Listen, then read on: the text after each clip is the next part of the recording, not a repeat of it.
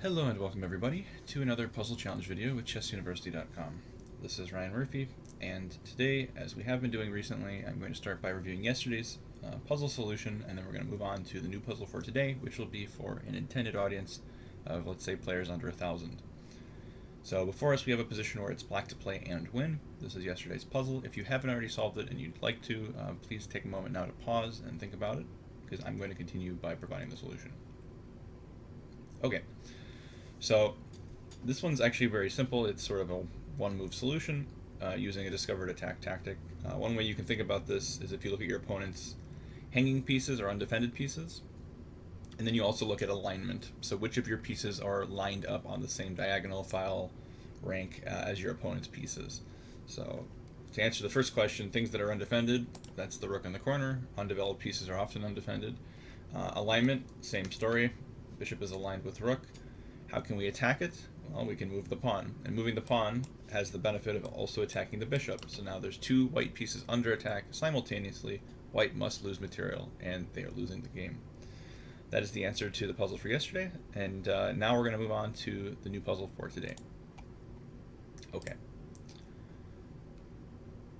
So in this position, it's actually not quite the critical one. I want to jump forward to here. This is where it's white to play and win. That's going to be our puzzle position for the day. There is one move which is far better than the others, though white's position is pretty good regardless because for some reason the black king is on f8. I'm going to guess it was a mouse slip. This was a 30-minute game played on chess.com in the last couple of weeks. And it was played between an 800 and a 700 rated player on the website. And we're going to see how we got to this position as we usually do by rewinding to the start and analyzing the game. And again, white to play and win here. Alright. So this one kicked off as a Scandinavian, e4, d5, that's the Scandinavian defense.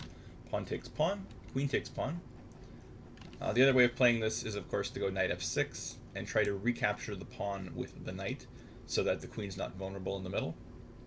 But this is the main line anyway, where the queen takes right away, and now knight c3 attacking the queen. Many moves have been played here for the queen. Queen a5 is the old main line. Queen d8 had some popularity and is still somewhat popular. And of course there's queen d6. You've even seen queen e6 check. Basically almost all the queen moves have been tried. Every move except maybe this one. This one's not so good because after bishop b5 we have a decisive pin to the king. But otherwise all sorts of queen moves have been played before. d3 played by white. Usually the best way to approach this is to get the pieces as active as possible very quickly to take advantage of white's development advantage from getting the knight out with a tempo against the queen on the previous move. So moves such as knight f3 and then bishop c4 and then pawn to d4 usually give white a pretty good position.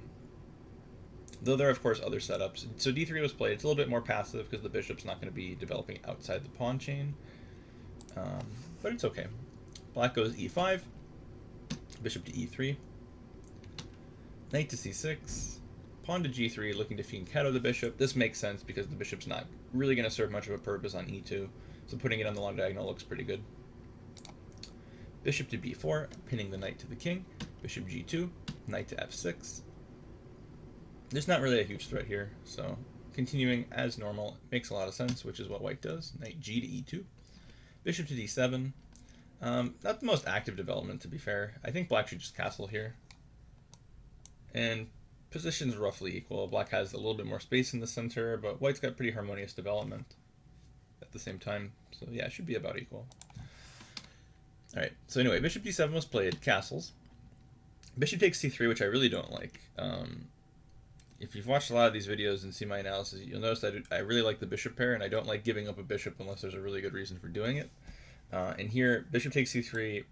Well, for starters, it doesn't even necessarily double the pawns. Even if it did double the pawns, I don't think I would care as white. Because this pawn on c3 protects the d4 square, which at some point could have been a useful post for this knight.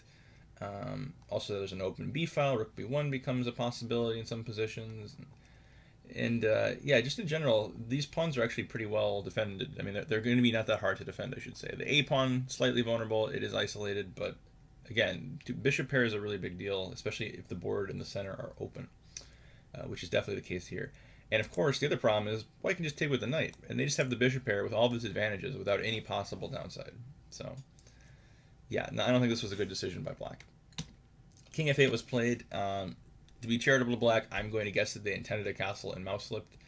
This is a thing we can definitely at least guess in terms of online games. Of course, if it was an OTB game, it'd be very unlikely that King f8 was the result of a mouse slip, because you shouldn't be using a mouse when you're playing OTB. All right. So King f8 was played, kind of unfortunate. Now black's in obviously a lot of trouble because the rook is stuck in the corner. It's going to take forever to connect the rooks. The king's a bit vulnerable, etc. The usual disadvantages of not castling apply here, except black also can't castle, so they're going to have to try to do it by hand, so to speak. So ideas of going king g8 and then like this maybe to castle by hand, or maybe g6 and then king g7, but I don't like that idea as much because g6 really weakens the dark squares, and as we just said a moment ago,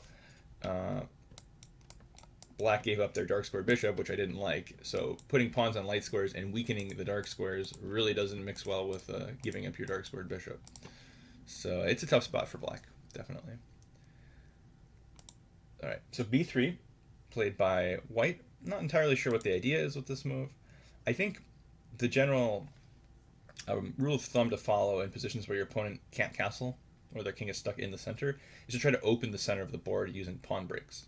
So a move such as f4 seems very logical to me. Or, I mean, you could prepare it. You don't have to play it right away, but I think it's reasonable right away anyway.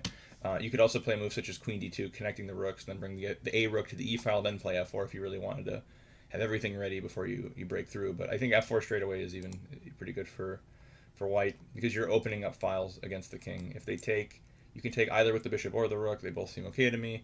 And again, the power of the bishops and the opening of the e file should definitely favor white. All right, but b3 was played. Again, not really sure what the idea is. g6, probably intending king g7 to get the king tucked away. If they could get king g7, h6, there's some hope of defending the position for black, but it's pretty tough. And one of the big problems, of course, is that bishop h6 here would prevent that idea entirely. So that didn't happen, but it was definitely an interesting possibility. So a4 was played, and now if I was black, I would be, thanking my lucky stars that I was given the opportunity to play like this, because at least here, h6 or h5, either one. It's still dangerous because f4 is still very much an idea for white.